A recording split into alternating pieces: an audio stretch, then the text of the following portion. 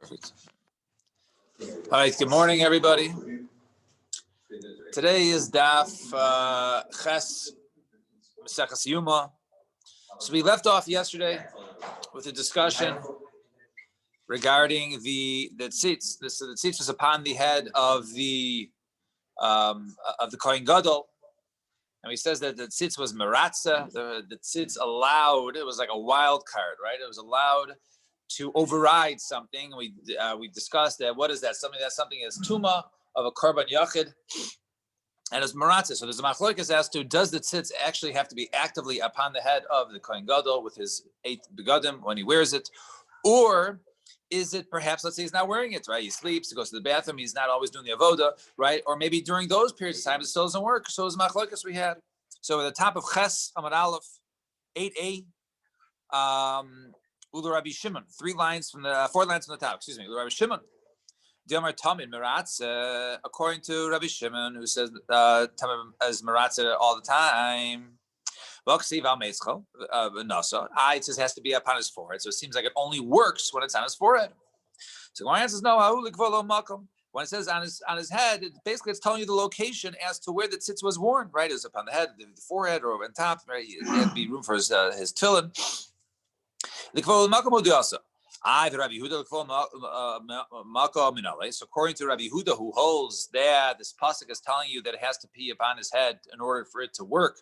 So how does he know where it is placed? So nafle me'al metzcha, right? From the pasuk, it says later on the pasuk, it says me'al metzcha from upon his forehead. Rabbi Shimon nami typically me'al metzcha. Why does he also learn from that pasuk? So Gemara says einachinam, he does learn it there. Ella ametzcha v'nasa my avile. If that's the case, so what does he do with the pasuk of ametzcha v'nasa earlier in the pasuk my avile? What does it tell him there? So nacho ra'ui lemetzach maratza shein ra'ui lemetzach in maratza, because according to him, Rabbi Shimon, that it always works all the time. So if it works all the time, so why did he tell you upon his forehead? It means if it's fit to go on his forehead, i.e., it's not broken. If it's not broken, even if he's not wearing it, it's hanging up in his house, it's still maratza. However, if it's not fit, let's say it's broken, then sheinu lemetzach ain't maratza. And the fuke nishbar hatzitz delo maratza, right? To exclude a case if the tzitz was broken, then it wouldn't work. Rabbi Huda nishbar hatzitz minali. So according to Rabbi Huda, how does he know that the tzitz is broken? How does he know that it doesn't? That it wouldn't work minali. So nafklei metzach metzcho. He learns it from the extra vav of metzach metzcho, the extra vav. Rabbi Shimon metzach metzcho loy mashmalet. According to Rabbi Shimon metzach metzcho, he doesn't darshan the extra vav, and therefore he doesn't learn. It has to be upon his head. According to him, it could be at any point in time, as long as it's not broken. And according to Rabbi Huda, it has to be bedafka on his head. Fine, period.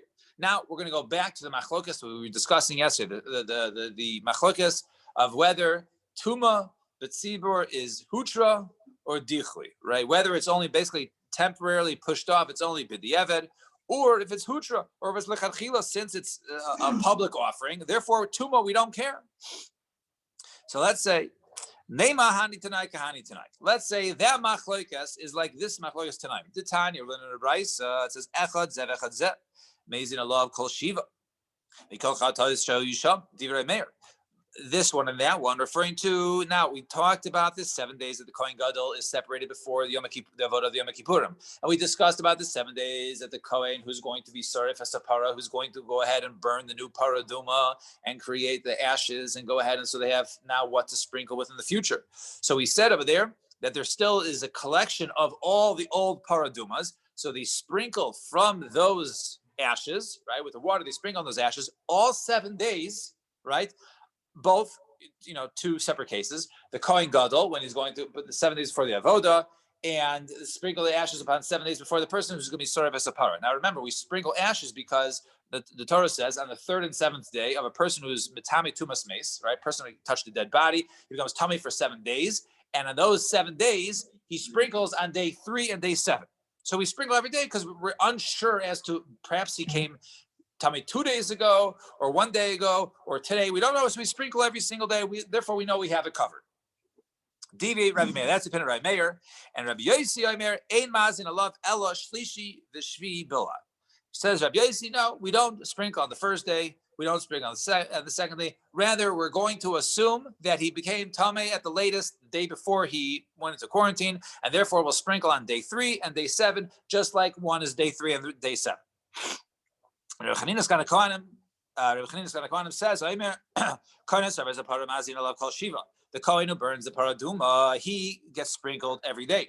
Kohen Gadol, and the Kohen Gadol, for the 70th for Yom Kippur, we only sprinkle him on the 3rd and 7th day. So there's a difference between the two of them. Now, that was a 3-way machloika. So there was Rabbi Meir was the first opinion that we sprinkle every single day. Rabbi Yossi says we only sprinkle days 3 and 7. And Rabbi Yossi Kohanim says we sprinkle the Kohen is doing the paraduma, but we don't sprinkle the Kohen Gadol before Yom Kippur. Now, let's see this machlokas. So my lab b'hakamifli. Let's ignore the third shita. We'll get to at the end. So my lab b'hakamifli. Is this not the machlokas between Rabbi Meir and Rabbi Yossi? Rabbi Meir Saver, Rabbi Meir, who's the one who was the first opinion who said you sprinkle each one of them both every single day. Rabbi Meir Saver, Tuma D'chiyu B'tzibur. It's a D'chiyu B'tzibur. In other words, it's only B'diavad. Therefore, we want to make sure that he's Tahor. So therefore, we sprinkle every single day in order to make sure that whichever day was day 3 and whichever day was day 7 was covered. Rabbi Yossi Saver, Tuma Heter B'tzibur. And Rabbi Yossi would hold it's only a Heter. Why? Because he knows really we don't need it, right? So because maybe the first day, maybe because the guy came tamei 2 days ago, so maybe we have to sprinkle on the first day because that's day 3. We don't care so much because it's hucha but sibor. It's not such a big deal if he is tamei. Yes. Maybe he has to be sprinkled every day just in case he doesn't do a tzibur karma. No, but he's not doing any avoda, right? He's not. He has the ability to do a yafis karma. He's going to be tamei now. So therefore, you just sprinkle. Right? No. He's sequestered. He doesn't go out to perform the other others. We'll soon see what the Kohen Gadol. Yeah, but he's yeah. Also, Kohen is surface of para. He remains. They remain. Right. Yeah. He's not coming to do other avoda. Right. So the Gemara says, does this make sense? So if Rabbi Yossi holds a heter b'tzibur, and therefore, you're saying heter b'tzibur and just sprinkle day 3 and 7. Hazal klal lamali. Why do you need to sprinkle at all? Even if he's metame tumas mace, it doesn't make a difference. Ella rather dekuli alma, we can say both these tanaim. Ella dekuli alma hani tanai sabri tuma dechuyi b'tzibur. Both of them hold dechuyi b'tzibur. It's not so geshmak for a tuma b'tzibur to be done b'tuma, and therefore we want it to be done b'tahara, and therefore we're going to try and sprinkle. So what's the machlokes here? Over here, here's machlokes. Last skinny line. Rameir savar amirin tefila b'zmana mitzvah. Rameir held that tefila, which is linked, we'll soon see, which is linked to the sprinkling. So they will go to the mikvah afterwards, right? Tefila b'zmana mitzvah. That is a mitzvah. And Rabbi Yossi, in other words, since Rabbi Meir holds tefillah b'zman as a mitzvah, so therefore we'll sprinkle every single day to make sure that we do the sprinkling on the proper days. Rabbi Yossi severed lo yamrinan tefillah b'zman mitzvah. And Rabbi Yossi holds, I know, tefillah b'zmana is not a mitzvah. Now, before we say we even entertain this teretz, the Gemara says that doesn't make sense. For Rabbi Yossi, lo yamrin tefillah b'zmana mitzvah, and Rabbi Yossi holds that tefillah b'zmana, right? If one is supposed to go ahead and go to the mikvah, they don't need to go to the mikvah on that day. They can push it off and go later on if they want. I votani within a brisa. Shem kasuf al b'saro. A person has, let's say, Shem Hashem written upon his hand. So the issue is you can't go ahead and rub it off because you can't erase Shem Hashem. He first of all shouldn't go ahead and wash it or go ahead and rub oils on it because then the name will erase and he'll be erasing Hashem's name. And also he shouldn't stand in a place where Torah cannot be repeated, right? Because he has Shem Hashem written on his hand. So he's dam tefillah shel mitzvah. However, let's say he has a tefillah shel mitzvah. He has to go ahead and go to the mikvah, tefillah shel mitzvah. So what does he do? Karech lev gemi. He goes ahead and he finds himself some sort of reed or something and covers it up, not too tight, so it's not a chatzitza. Covers it up so the name doesn't basically wash away, and then he goes to the mikvah. And Rabbi Yossi Omer Yared v'Tayvel Kedarko says Rabbi Yossi. Now it's our Rabbi Yossi who we're discussing. We thought said that tefillah b'zman is not a mitzvah. Says Rabbi Yossi, go to the mikvah Kedarko, no big deal. Yishaf shave, right? In order that you just don't go ahead and rub it off in the water. So the kaim alon, the tefillah bezmana mitzvah kamifli, and over here the machlokes over here is tefillah bezmana. They're arguing. The Tanakama says tefillah bezmana mitzvah. According to Tanakama, says go ahead and find a reed to wrap on your arm. He holds it's not a mitzvah. Why? Because if you can't go ahead and find a reed, right, and maybe so don't go to the mikveh yet. Wait till you find a reed, whether it's the next day or 2 days later. So therefore, he holds that the Tanakama holds that tefillah bezmana is not the mitzvah. It can be pushed off because we don't want to erase Shem Hashem. And Rabbi Yossi is very machmir when it comes to tefillah b'mitzvah bezmana. He holds no, tefillah bezmana is a mitzvah. And therefore, Rabbi Yossi holds that go ahead and mikvah right away. So if he holds bizman as a mitzvah, then in our case, he should say you should be go ahead and sprinkle right every single day. Ella, rather, back to our machlokes in the case of when do we sprinkle those who are in seclusion, right? The Kohen Gadol before Yom Kippur and the Kohen Service Apara. Ella, Meir says that we do it every single day, and Rabbi Yossi says on day 3 and 7. Ella, the Kuli Amalahani tonight, Amrinan, Tefillah Bezman mitzvah. Everyone really, the whole Tefillah Bezman is a mitzvah, right? Rabbi Meir Savar Makshinan Hazal Tefillah. Rabbi Meir, who learns a hackish between the sprinkling and the going to the mikvah, is the same thing. And therefore, he holds that just like Tefillah B'zman is a mitzvah, so too the Hazah B'zman has a mitzvah. And therefore, we want to make sure whichever is the true day 3 is sprinkled, and whichever is the true day 7 is sprinkled. Therefore, it works. Rabbi Yossi Savar, Lo Makshin Hazah Tefillah. No, the Tefillah has to be B'zman. But if a person becomes tamei and then only sprinkles 5 days later, and makes that day 5 his day 3, it's no big deal, because as long as you do it at least 3 days and then you do it 4 days later on day 7, right, that would be okay. So therefore, according to him, you just do day 3 and do 7 and day 7, and therefore we know you have it covered. You do it twice, 4 days apart, on day 3 and day 7, correct. And there has to be at least 3 days since you became tamei, right? Now, the Gemara just questions the third opinion of the machlokes who divided. He said, Rabbi Chanina is kind of Kohanim. So he learned that for the Kohen who's sorry for Sapara, him we sprinkle every day, but the one who the Kohen Gadol Yom Kippurim only day 3 and 7. So why did he split it up? So Makish Hazal Tefillah, if he compares Hazah to Tefillah, which he holds as Tefillah B'zmana, I feel the Kohen Yom Kippurim Nami, the Kohen before Yom Kippur should sprinkle every single day. And Elo Makish Hazal Tefillah, and if he doesn't go ahead and compare the sprinkling to the Tefillah, I feel the Kohen suffers a para Nami lo, right? Then the Kohen who burns the ashes, who burns the paraduma to make the ashes, right? He should only go ahead and sprinkle on day 3 and day 7. So Gemara said, "Lo, loy makish." Really, he doesn't compare loy makish. He doesn't compare to the kohen suffers a paro. So why is he sprinkle every day? So me'alia. So the kohen suffers a paro. Ma'ala ba'alma ma'ala. No, it's just a chumra bialma, right? Right with chumra, we try to be more machmir when it comes to the surface of para. Other things we put in, because over there was a whole thing against the tzedukim. We make him tamei midrabanan, right? So he's a tvul yom. So over there, we instituted that he should be sprinkled every single day. Fine. 2 lines from the bottom. So Kaman Ozlo, who taught this? How the Tanur Rabbanan ein bein kohen asayv as a part of the kohen gadol b'yom kippurim. There is no difference between the quarantining of the kohen who burns the ashes of the paraduma to the kohen gadol who is also in quarantine for 7 days before Yom Kippurim. Ella, rather, but what's the difference between them? Turn the page. Shazeh prisha lekadusha. That when the Kohen Gadol, his purpose for Yom Kippurim, his prisha, his separation is for the purpose of kedusha. He should be in the proper mindset. He should be there in Machane Shechina. Should be in Harabayis. The Achim Kohanim Nagimbo, and his brothers the Kohanim can go ahead and meet with him.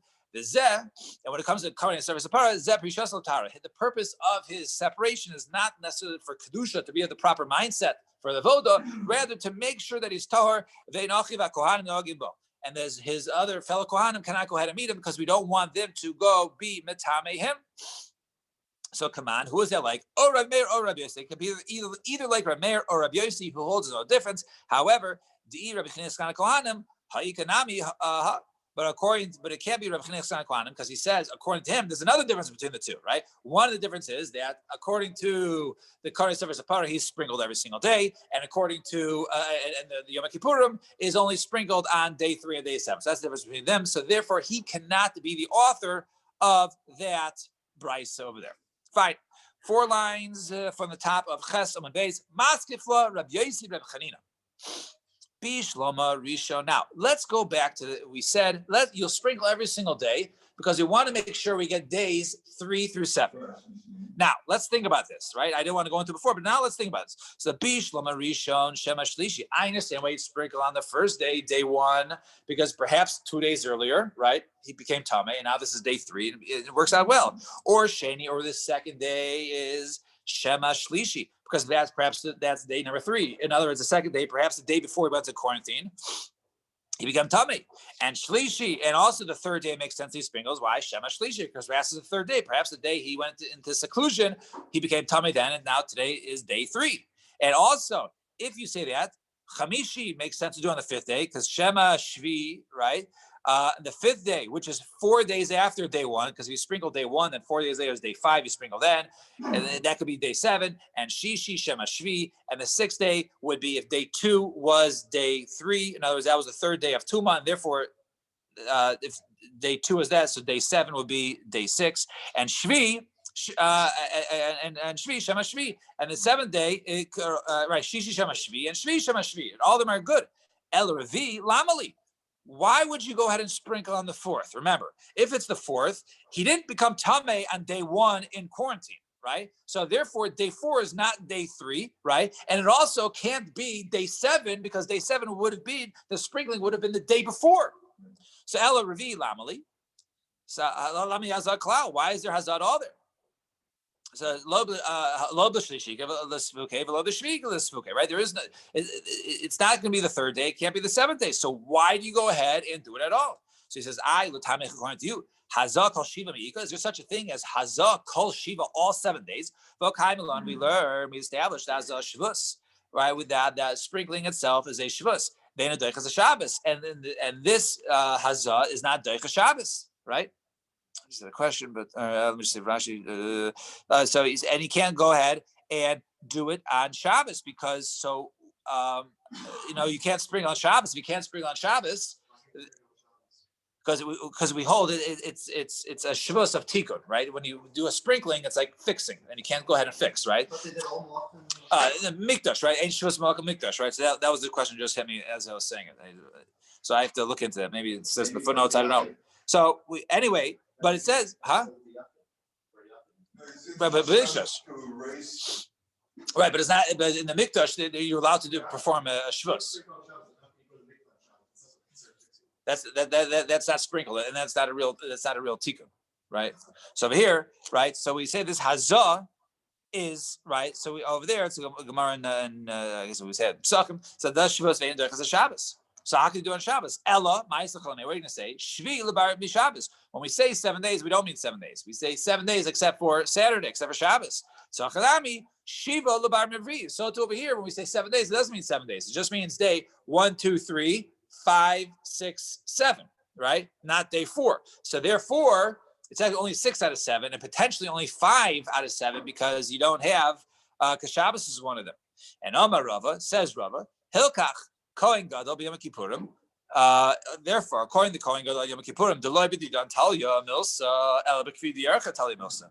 Right? We don't choose when Yom Kippur happens. Yom Kippur happens according to the month. So therefore, according to the calendar, right? But Tlas b'Tishrei by the Frusha, and the 3rd of Tishrei, whatever day that comes out of the week, right? You can't line it up. Whatever day is the 3rd, that's the day he starts his Prisha. And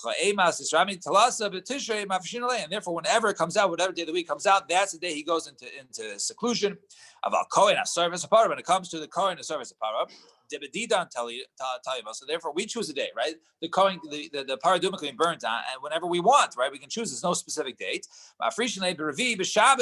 We basically start that off on a Wednesday. In order that the day 4, which we say is really not important to go ahead and be sprinkled, because day 4 it would not be day 3 or day 7 of his time becoming Tameh. Therefore, we line it up that day 4 comes out on Shabbos. Therefore, since you're missing Shabbos anyways, we're missing day 4, and therefore basically we cover 1, 2, 3. Day 4 is Shabbos. 5, 6, 7 would be Sunday, Monday, Tuesday, and therefore we wouldn't go ahead and miss any days of sprinkling. Fine, 2 dots. The Lishkas Parhadjan, we'll just get a couple lines down. Satanya Rabbi Yehuda says Rabbi Yehuda taught the Lishkas Parhadjan Haisa. I was called Lishkas Parhadjan, right? The what's it called? The room or the chamber, right? The chamber of Parhadjan Haisa. V'aloi Lishkas Balvati Haisa. was called Lishchas Bavati. Now, the difference is Parhedrin sounds like one Pikudei HaMelech, as Rashi says, one who was appointed by the king. Sounds like a position one was appointed for. And Lishchas Bavati is Lashon Sorim, right? That's a much nicer way of calling it. Someone who's an officer, someone who's who's more important. So why are you calling it Parhedrin, like an appointee, right? Shouldn't it be something that it was Bavati Haisa? It was called that. Ella, rather, what happened? Bechila, you called us a Lishchas Bavati. It used to be called Lishchas Bavati, a chashuv chamber. However, when we talk love Mama the Kahuna, however, once basically the position of Kohen Gadol became political, and basically people used to buy themselves to become the Kohen Gadol, right? Well, it used to happen, Machlif and I saw Kol Shem Asar Chodesh, right? They would go ahead and buy themselves there, and they weren't good people, and then they would switch. Basically, every 12 months would be a new Kohen Gadol, right? This one, they threw him out. This was impeached. That was impeached, right? It was like we see nowadays. Every 12 months they would switch over. So Kippur-Hydrin, right? It became like an appointee, right? A person was just there for 12 months because he basically be kicked out after 12 months. Or it could be that, right? It could be that, but they were switched every 12 months, right? They were Rishayim, as Rashi says, right? Therefore, it's called Lishchas Parhedrin because they are now basically appointees. They weren't there for long periods of time. Right, they used to buy themselves there, and basically would only serve out 1 year. All right, we'll stop over here. Tan Hasim starts a new sugya. We'll get to there tomorrow. Mitzvah Shem. Everyone have a wonderful day, and we will see you tomorrow. Shkoyach.